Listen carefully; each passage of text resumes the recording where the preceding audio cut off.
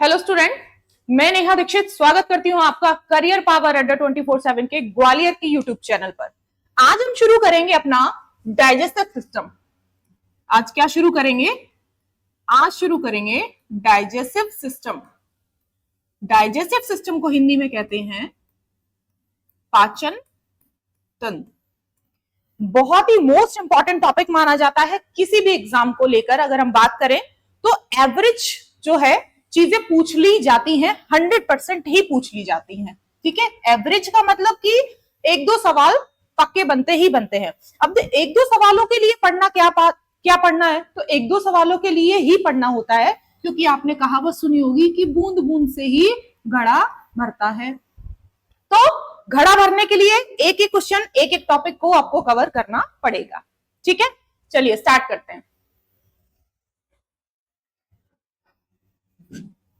तो digestive system को शुरू करते हैं। और डाइजेस्टिव सिस्टम में सबसे पहले ये जानते हैं कि जब भी कभी पूछता है कोई भी टीचर कि डाइजेस्टिव सिस्टम कहां से शुरू होगा, कौन कौन सा पार्ट जो है वो उसमें पार्टिसिपेट लेगा, मतलब कि भाग लेगा, तो आपका सबसे पहले जो आंसर होना चाहिए वो होना चाहिए कि भाई माउथ से शुरू होगा। क्योंकि कुछ लोग क्या कहते हैं कि सीधा पेट, यानी कि अगर पाचन हो रहा है तो सीधे सीधे पेट से हो रहा है, स्टमक से हो रहा है ना। सीधे सीधे दिमाग में क्या क्लिक करता है कि भाई सबसे बड़ा जो रोल है वो पेट का होगा, पर ऐसा होता नहीं है। ठीक है, होता क्यों नहीं है? क्योंकि जो पूरी की पूरी हमारी एलिमेंट्री कैनाल है वो शुरू होती है माउथ से। माउथ के बाद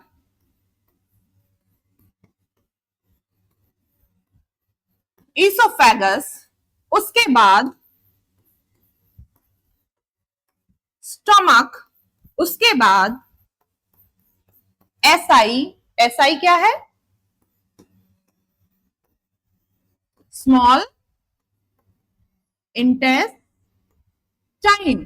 ठीक है, एंड उसके बाद एलआई। एलआई क्या है? Is a large. एलआई क्या है? Large intestine.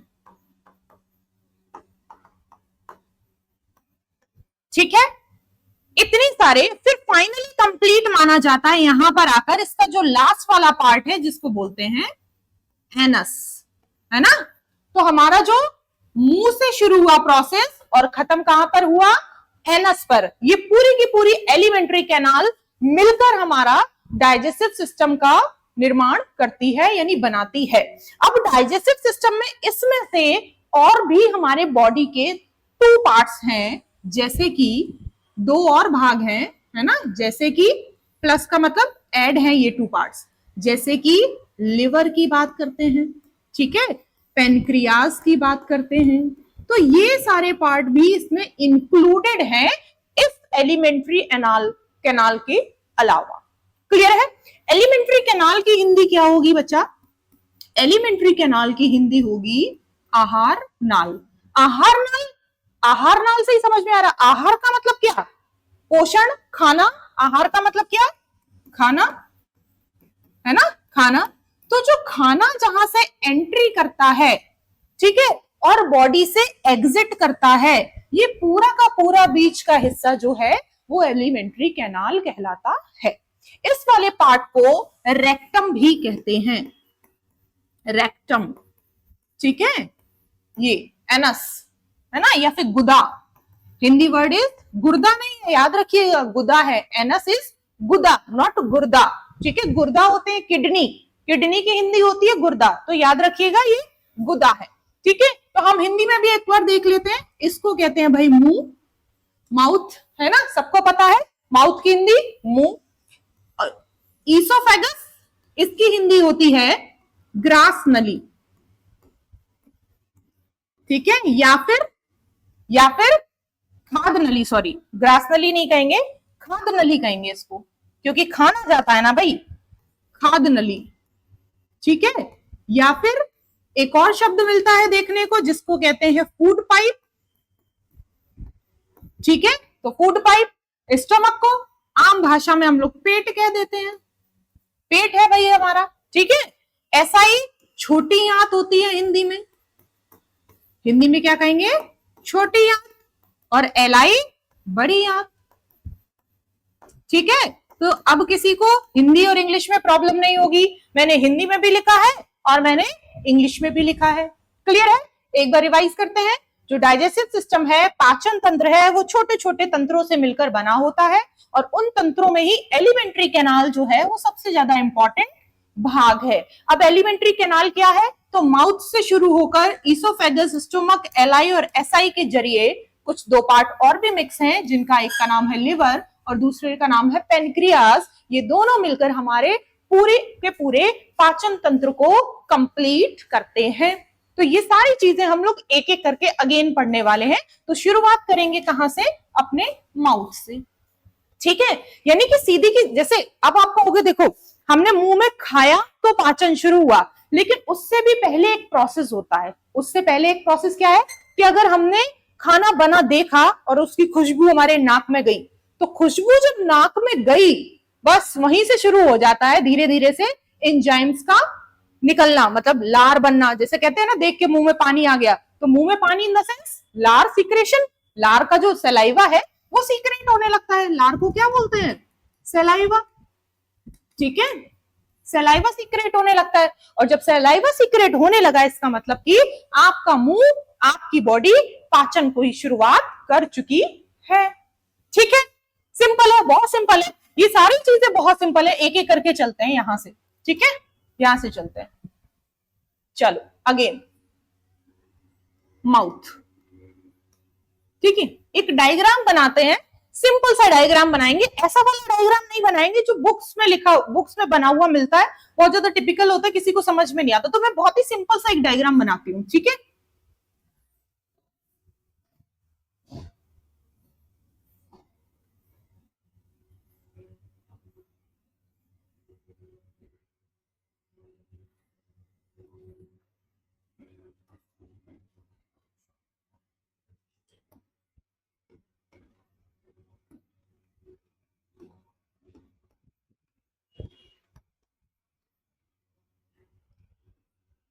ये है नोज, यहां से खुशबू गई, यहां से क्या एंटर करा, खुशबू, है ना।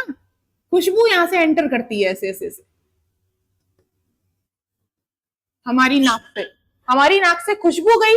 खुशबू के बाद हमारा काम शुरू किया किसने, अब गई खुशबू गई है ना, मन ललचा गया है खाने के लिए, तो अब खाना भी तो खुलना चाहिए, तो खाना भी खाएंगे। तो यहां से गया हमारा फूड, क्या है, माउथ, ठीक है। चलिए काम करते हैं,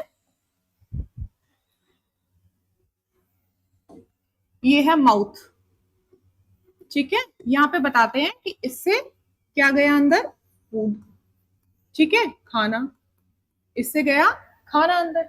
अब ये वाला जो एरिया आप लोग देख रहे हो, ये वाला जो एरिया है उसे कहते हैं फेरेंस, ठीक है। इसको हिंदी में कहेंगे ग्रसनी, हिंदी में क्या कहेंगे, ग्रसनी। ये वाला जो आप देख रहे हो इसको कहते हैं फूड पाइप, ठीक है, हिंदी में खाद्य नली, ठीक है। या फिर एक और नाम मिलता है जिसे कहते हैं ईसोफेगस, ठीक है। यहां ये वाला जो है उसको कहते हैं ट्रैकिया, है ना। और एक और नाम मिलता है हिंदी वाला जिसको कहते हैं वायु नली। एक और नाम मिलता है जिसे कहते हैं विंड पाइप, ठीक है। ये मैं क्यों बता रही हूं, हमारे आज के चैप्टर का ये वाला हिस्सा बिल्कुल भी नहीं है, लेकिन क्यों बता रही हूं, ताकि आप अपने दिमाग में एक इमेज क्लियर कर सकें कि what is the difference between ये वाली नली एंड ये वाली नली, ठीक है। क्योंकि फेरेंस के बाद दो नलियां बट जाती हैं, एक को कहते हैं विंड पाइप और एक को कहते हैं फूड पाइप। तो आज का जो हमारा सेशन है वो किसके बेस्ड है, किसके ऊपर है, तो ये वाला हिस्सा तो कवर अप होगा ही होगा, उसके बाद फिर यहां से कट लेंगे। कट मतलब कि ये वाला छोड़ देंगे, ये वाला एक्सप्लेन करेंगे, क्लियर है, समझ में आया। तो अगेन अगर मैं बोलूं एक सेकेंड, इरेज ही कर देते हैं, ठीक है, क्लियर हो जाएगा, आपको समझना थोड़ा सा।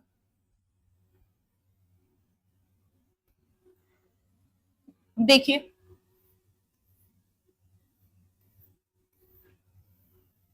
अगेन शुरू से शुरू करते हैं। नोज से गई खुशबू, हमें खुशबू आई, हमने खाना खाया, माउथ से शुरू किया हमने खाना खाना, ठीक है। अब माउथ में ही, माउथ की अभी हम बात कर रहे हैं, ठीक है, तो हम सबसे पहले माउथ को देख रहे हैं। यहाँ पे माउथ ये लिखा हुआ है, माउथ। तो माउथ में यानी मुंह में जैसे ही खाना गया तो टू टाइप्स की प्रोसेस हुए, टू टाइप के प्रोसेस हुए मुंह में, माउथ के अंदर। पहला हुआ फिजिकल एक्टिविटी और दूसरी हुई केमिकल एक्टिविटी, ठीक है। अब फिजिकल एक्टिविटी का मतलब क्या है कि भाई मुंह में गए, खाना गया और दांतों ने उसे चबाना शुरू कर दिया। दांत क्या कर रहे हैं, चबाए जा रहे हैं, चबाए जा रहे हैं, छोटे छोटे टुकड़ों में उसको तोड़े जा रहे हैं हमारे दांत, ठीक है। जिसमें ऑब्वियस है कि पूरा श्रेय जो है खाने को तोड़ने का छोटे छोटे पार्ट्स में वो दांतों को ही जाता है। तो जीभ थोड़ी सी हेल्प करती है इधर का उधर ले जाने में, लेकिन ज्यादातर जो फंक्शन है वो दांतों का ही है खाने को तोड़ने का। क्लियर है इतनी बात। तो अब ये फिजिकल माना गया जब दांतों से हमने खाना को तोड़ा, दांतों से खाना चबाया, ठीक है, ये हमारा फिजिकल एक्टिविटी है। अब केमिकल एक्टिविटी की अगर हम बात करें तो मैं सिंपल सी एक लैंग्वेज में इतना बोल सकती हूँ एक सेंटेंस में कि जब जैसे ही मैंने अभी कहा था कि खुशबू गई नाक में, है ना, तो वैसे ही मुंह में लार बनना शुरू हो जाती है, यानी मुंह में पानी आना। जैसे रसगुल्ले देख रहे हैं हम लोग, है ना, और अचानक से मुंह में पानी आ गए, रसगुल्ले बहुत पसंद है मुझे, तो ऐसे क्या हुआ, मुंह में पानी आया और मुझे लगा कि बस अब तो खाने को मिलना चाहिए, ठीक है। तो सेम चीज यहाँ पे हो रही है कि जैसे ही आपने खाना देखा मुंह में पानी आया, और मुंह के पानी को यहाँ पे बोला हमने सलाइवा, लार, ठीक है, सलाइवा यानी कि लार बनी। अब जब लार बनी तो लार ने ऐसा क्या किया, तो लार ने हमारा केमिकल प्रोसेस के थ्रू खाने को थोड़ा सा कन्वर्ट कर दिया, ऐसे कह सकते हैं, बोलस में, ठीक है। अब देखो, जब यहाँ पे खाना कन्वर्ट हो गया, ऐसे गुद्दियों के रूप में कन्वर्ट हो गया, ठीक है, क्योंकि लार मिली तो थोड़ा सा गीला हुआ खाना, है ना, लार के साथ में मैश होके थोड़ा सा गीला हुआ, बोलस बन गया वो। और उसके अलावा लार में पाए जाते हैं दो एंजाइम, ठीक है, लार में पाए जाते हैं दो एंजाइम, एक को कहते हैं क्या, टाइलिन, और दूसरे को कहते हैं लाइसोजाइम। एक को कहते हैं टाइलिन और दूसरे को कहते हैं लाइसोजाइम। तो जब हम टाइलिन की बात करते हैं तो याद रखिएगा, टाइलिन का फंक्शन अगर आपको पूछा जाए, अच्छा सबसे पहले तो यही पूछा जाता है कि टाइलिन मिलता कहाँ है, ठीक है, तो आपका आंसर क्या होगा कि मैम टाइलिन जो है वो सलाइवा के अंदर होता है। आपका आंसर क्या होगा कि मैम टाइलिन कहाँ होता है, सलाइवा के अंदर होता है। अब दूसरी चीज, इसका फंक्शन क्या है, टाइलिन का फंक्शन क्या है। अच्छा, इसको टाइलिन पढ़ेंगे, टाइलिन, पटाइलिन नहीं पढ़ेंगे, ठीक है, पी साइलेंट होता है, तो पटाइलिन नहीं है ये, है ना, पटाइलिन नहीं है ये, टाइलिन पढ़ेंगे इसको, पी साइलेंट है तो टाइलिन पढ़ेंगे, है ना, पटाइलिन नहीं पढ़ेंगे। तो यहाँ पे क्या इसका काम है, इसका काम है कि जितने भी जो पॉलीसेकेराइड्स हैं, जितनी भी पॉलीसेकेराइड्स हैं उनको तोड़ देना, किसमें, मोनोसेकेराइड्स में, उनको तोड़ देना मोनोसेकेराइड्स में। यानी कि जो जटिल कार्बोहाइड्रेट है, हिंदी में कहें इस चीज को तो मैं ये कह सकती हूं, जो जटिल कार्बोहाइड्रेट है उसको सरल कार्बोहाइड्रेट में तोड़ देना, इसका काम है कार्बोहाइड्रेट में, इसका काम है। क्लियर है।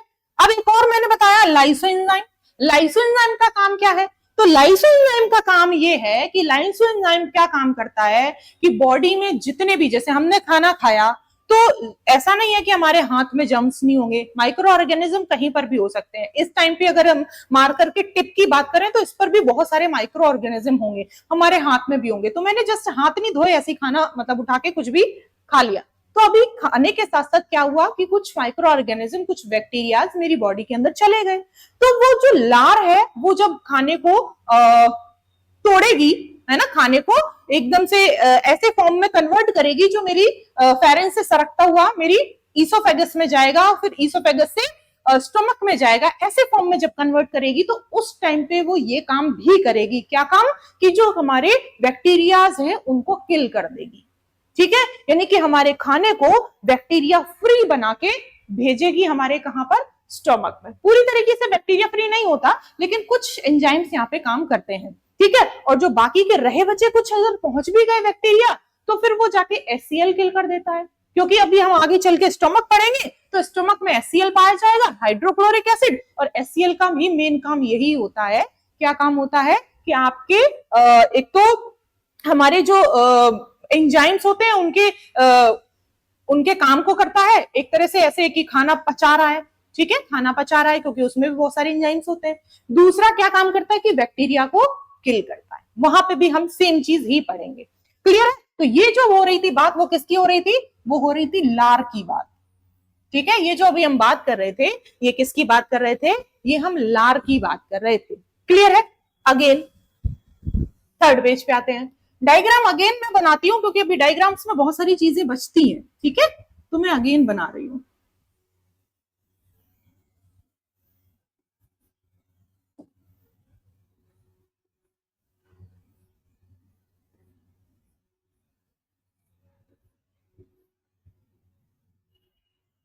है ना, फिर से यहाँ पे ये वाला पार्ट हम लोग डिस्कस नहीं करेंगे, सिर्फ डिफरेंस बताने के लिए आपको बना रही हूं। और यहां पर है स्टोमक।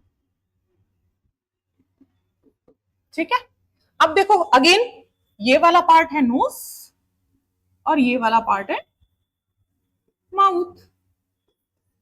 ठीक है, ये वाला पार्ट मैंने आपको बताया था फेरेंस, ग्रसनी। ठीक है, और ये वाला मैंने आपको बताया था फूड पाइप, ईसोफेगस, और ये वाला पार्ट मैंने आपको बताया था विंड पाइप, वायु नली। ठीक है, वायु नली एंड फूड पाइप हमारी खाद्य नली, खाद्य नली, और ये वायु नली। अब देखो कहानी क्या है, कहानी ये है, कभी कभी ये क्वेश्चन पूछता है कि जैसे ही यहाँ पे सलाइवा अपना काम करके, ठीक है, करता है मुंह में, सलाइवा ने अपना काम कर दिया, यहाँ पर सलाइवा ने, जीभ ने, दांतों ने, अपना सबने काम कर दिया। अब यहाँ पे कुछ सलाइवरी ग्लैंड से क्वेश्चन आ जाता है। कहां से क्वेश्चन आ जाता है, कुछ क्वेश्चन सलाइवरी ग्लैंड से बनते हैं कि सलाइवा कहां से रिलीज होता है। तो आपका आंसर होगा कि मैम सलाइवरी ग्लैंड्स ही सलाइवा को रिलीज करती हैं, सलाइवरी ग्लैंड्स ही सलाइवा को रिलीज करती हैं। अब सलाइवरी ग्लैंड सलाइवा को रिलीज तो करती हैं, लेकिन पहले आप ये बताइए कि how many types of salivary gland, यानी कि सलाइवरी ग्लैंड कितने प्रकार की होती हैं। तो सलाइवरी ग्लैंड हमारी 3 प्रकार की होती हैं। ठीक है, तो पहला प्रकार कहता है पैरोटिड सलाइवरी ग्लैंड, दूसरा प्रकार कहता है सब मैंडिबुलर, और तीसरा प्रकार हमारा कहता है सब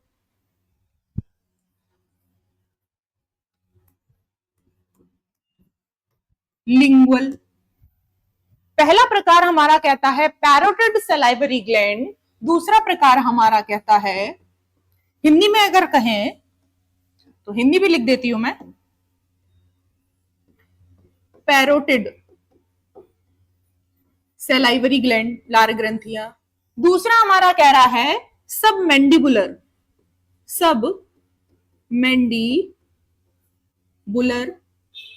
ठीक है। तीसरा टाइप अगर हम कहते हैं तो तीसरा कह रहा है सब लिंगुअल, ठीक है। अब देखो इनके सबके अपने अपने अलग अलग क्वेश्चन बनते हैं, अलग अलग इनके जो फंक्शंस हैं वो हैं। तो फंक्शंस की बात करें, सबसे पहले पैरोटिड ग्लैंड, ठीक है, पैरोटिड ग्लैंड से पूछा जाता है आपको क्वेश्चन। याद रखिएगा, देखो ये कहां कहां मिलती है ये भी क्वेश्चन आता है, तो इसको याद रखना हमारे जबड़े में इधर, ठीक है, जबड़े में, जबड़े के नीचे जस्ट यहां पे है ना, सब मैंडिबुलर जबड़े के नीचे, ठीक है। अगर यहां से क्वेश्चन आता है ये कहां मिलती है, तो जीभ के नीचे, याद रखिएगा, जीभ के नीचे, कॉर्नर्स पर, जीभ के नीचे कॉर्नर्स पर। और ये वाली से अगर पूछा जाता है तो आप याद रखिएगा आपकी जो कान है उनके नीचे मिलती है, ठीक है। अब क्वेश्चन आता है कि भाई बताइए कि सांप के अंदर जब जहर मिलता है, जैसे सांप किसी को काट ले तो मर जाते हैं, इसका मतलब सांप के अंदर जहर है, ठीक है। तो जब सांप काटता है तो ऐसी कौन सी ग्लैंड उसकी काम करती है जिसमें उसका जहर स्टोर होता है, ठीक है। तो आंसर इज पैरोटिड। क्लियर है। पूछता है आपको कि सांप की कौन सी लार ग्रंथि में जहर पाया जाता है जिससे व्यक्ति जो है जब काटते टाइम, व्यक्ति को जब काटेगा सांप तो उसके अंदर वो जहर इंजेक्ट करके चला जाता है। सांप एक डंक मारा, जहर छोड़ा और भाग लिया, ठीक है। तो इंसान मरने के चांसेस होता है। जैसे कई बार क्या होता है कि बहुत जहरीले सांप होते हैं तो व्यक्ति मर भी जाता है, और कुछ थोड़े बहुत कम जहरीले होते हैं तो तुरंत ही उपचार मिलने पर ठीक भी हो जाता है इंसान, ठीक है। तो ऐसे क्वेश्चन पूछता है, एंड इन दोनों की जगह पूछ लेता है आपको कि भाई बताइए इन दोनों का जगह क्या है, काम क्या है। क्लियर है। ग्लैंड्स है, ये एक्टिव हो जाती है जैसे ही खाना मुंह में गया, ये सारी की सारी ग्लैंड जो है वो एक्टिव हो जाती है। हमारे जो मनुष्यों की पैरोटिड ग्लैंड होती है उसमें जहर नहीं होता है, याद रखिएगा, ये सांप की बात हो रही थी। क्लियर है। चलिए अब एक और क्वेश्चन यहां से पूछता है आपको, देखिए क्वेश्चन क्या है। क्वेश्चन है कि जैसे यहां पर आकर मुंह के पास, ठीक है, ये वाली नली दिख रही है आपको जिसे कहा हमने फेरेंस, ठीक है, ग्रसनी नाम दिया हमने से, क्या नाम दिया हमने से ग्रसनी नाम दिया। अब ये वाला जो है ना बॉक्स, यहां पर होता है ग्लोटिस, ठीक है। यहां पर क्या है, ये एक यहां पर होल है और एक यहां पर होल है, ठीक है। और यहां पर एक ढक्कन है, ये वाला पार्ट जो है वो ढक्कन है ना। ये एक होल है, छिद्र है, और एक छिद्र ये है, ठीक है। एक होल ये है, एक होल ये है, और ये वाला जो पार्ट है वो ढक्कन है, ठीक है। येलो से कर देते हैं, आपको समझ में आ जाएगा। ये वाला होल अलग है, ये वाला होल अलग है, ऐसे समझ लीजिए, ठीक है। अब देखो ये वाले होल को कहते हैं गुलट, ठीक है, और ये वाले होल को कहते हैं ग्लोटिस, ठीक है।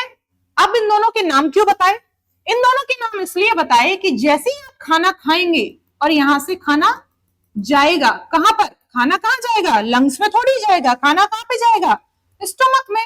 जो हमारा रास्ता होगा वो ये वाला होगा, ये वाला पार्ट तो हम बात ही नहीं कर रहे अभी, क्योंकि ये जब हम बात करेंगे तो रेस्पिरेटरी सिस्टम पढ़ेंगे तब बात करेंगे कि ट्रैकिया क्या होती है, लंग्स क्या होते हैं, है ना। ये सब बात हम कब करेंगे, जब रेस्पिरेटरी ऑर्गन्स पढ़ेंगे तब।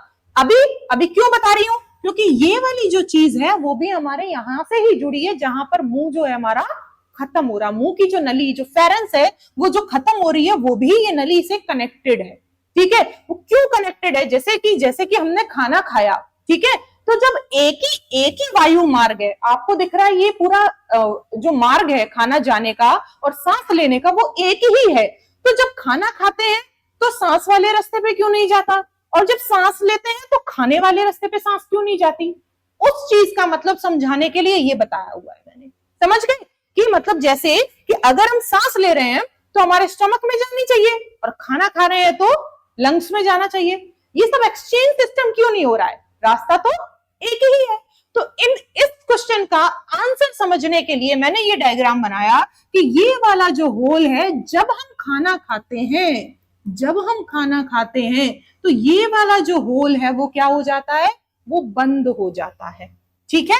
ये वाला जो होल है वो बंद हो जाता है, और इसको हिंदी में बता देते हैं भाई, इसको हिंदी में कहते हैं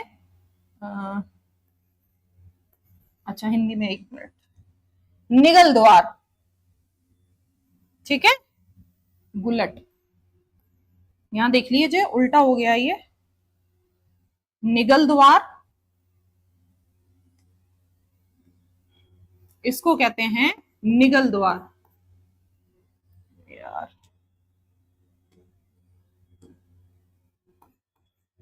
निगल द्वार,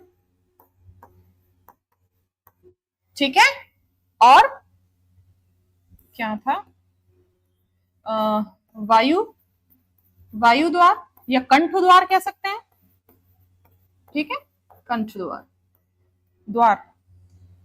हिंदी के शब्द थोड़े से टिपिकल हैं, तो आप याद रख सकते हैं, अगर रखना है तो याद रख सकते हैं, थोड़े से टिपिकल होते हैं, ठीक है।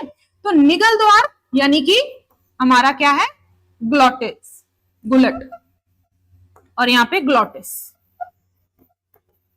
तो अब क्या हो रहा है कि जैसे ही ये वाला जो पार्ट है, ठीक है, ये वाला जो पार्ट है, इस पर ढक्कन आ गया, क्योंकि खाना हम खा रहे थे और हमें जाना कहां पे है, स्टमक में, तो ढक्कन कहां पे आ जाएगा, यहां पर। ये वाला जो था ईपी, इसको क्या बोला था हमने, ईपी ग्लॉटिस, ठीक है। ये जो ईपी ग्लॉटिस था ये हमारा ढक गया, ठीक है। क्यों, क्योंकि ग्लॉटिस है ना, अभी देखो हमने क्या लिखा है यहाँ पे, कहां गया, ये देखो ग्लॉटिस, ग्लॉटिस पर अगर एक ढक्कन आ गया उसका नाम रख दिया इपीग्लॉटिस। ग्लॉटिस का जो ढक्कन था, जिसकी वजह से खाना जो था वो वायु मार्ग में ना जाए, इस वजह से हमने इसका नाम रख दिया इपीग्लॉटिस, ठीक है। अगेन अगर हम देखते हैं कि भाई खाना जो है वो वायु द्वार में, वायु मार्ग में क्यों नहीं जाता, तो उसका आंसर होगा इपीग्लॉटिस उसको ढक देता है। उसका आंसर क्या होगा कि इपीग्लॉटिस उसको ढक देता है।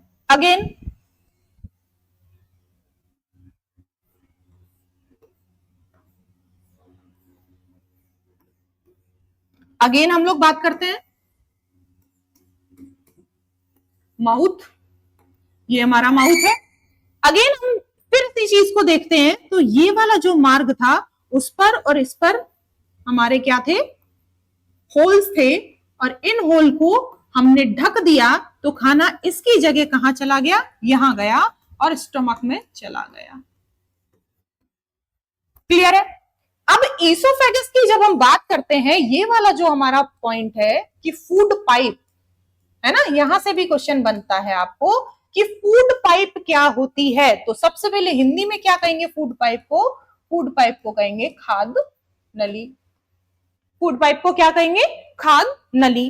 अब फूड पाइप में जैसे ही खाना गया, ठीक है, यहां से खाना गया, फूड पाइप में जैसे ही खाना गया, तो याद रखिए फूड पाइप यानी ईसोफेगस जो है वो एक मूवमेंट करती है, एक मूवमेंट करती है, जैसे जिसे कहते हैं पेरिस्टैल्टिक मूवमेंट,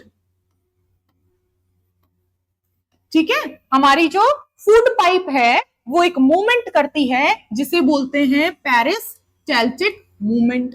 अब ये क्या है, ये क्या बला है, तो इसको समझते हैं कि पेरिस्टैल्टिक मूवमेंट क्या है।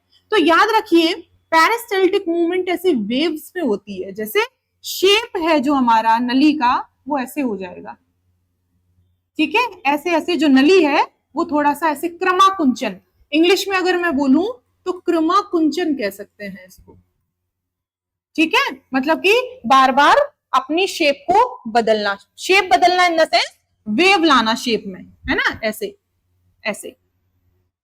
और याद रखिएगा ये टॉप टू बॉटम ही होगा, इस चीज को बहुत ध्यान रखना है कि इसकी दिशा क्या है, तो टॉप टू बॉटम ही होगा, यानी कि ऊपर से नीचे की तरफ ही होगा। क्यों, क्योंकि खाना जो है वो ऊपर से मुंह से पेट में जाना है, स्टमक में जाना है, तो ऊपर से नीचे की तरफ ही ये मूवमेंट होता है, यानी टॉप टू बॉटम ये मूवमेंट होता है। अब यहां से क्वेश्चन और बनता है, क्या क्वेश्चन बनता है, यहां से क्वेश्चन बनता है कि जैसे हमें उल्टी आती है, ठीक है, यानी कि जब पेट में खाना गया और हमने अपना सिर उल्टा कर लिया, है ना, मतलब उल्टे लटक गए, तो फिर वो खाना बाहर क्यों नहीं आया, है ना, क्वेश्चन बनता है। तो उसका आंसर हम ये दे सकते हैं कि जो हमारी फूड पाइप है वो जो मूवमेंट कर रही है, जिसे पेरिस्टैल्टिक मूवमेंट कहा, क्रमाकुंचन कहा, है ना, वो टॉप टू बॉटम हो रहा है। अगर ये सिस्टम पूरा का पूरा पलट जाए, ये सिस्टम आपका पलट गया, कैसा पलटना, मतलब बॉटम टू टॉप हो गया, बॉटम टू स्टॉप हो गया तो फिर आपको उल्टी आने के चांसेस रहते हैं। यानी कि आपका जो स्टमक, आपकी जो ये क्या है, फूड पाइप, ये क्या नहीं करे, पैरास्टाल्टिक मूवमेंट ना करे। क्या हो जाए उसके बदले वो मूवमेंट तो करे लेकिन उल्टा करने लगे, यानी बॉटम टू टॉप करने लगे, तो वहां पर चीजें उल्टी हो जाएगी, मतलब आपको उल्टी हो जाएगी, यानी कि खाना वॉमिट के थ्रू बाहर आपकी बॉडी से निकल आएगा, मुंह से ही। ठीक है, तो यहाँ पे ये चीज भी आपको याद रखनी है। ग्लॉटिस वाला पॉइंट आई होप कि क्लियर हो गया होगा।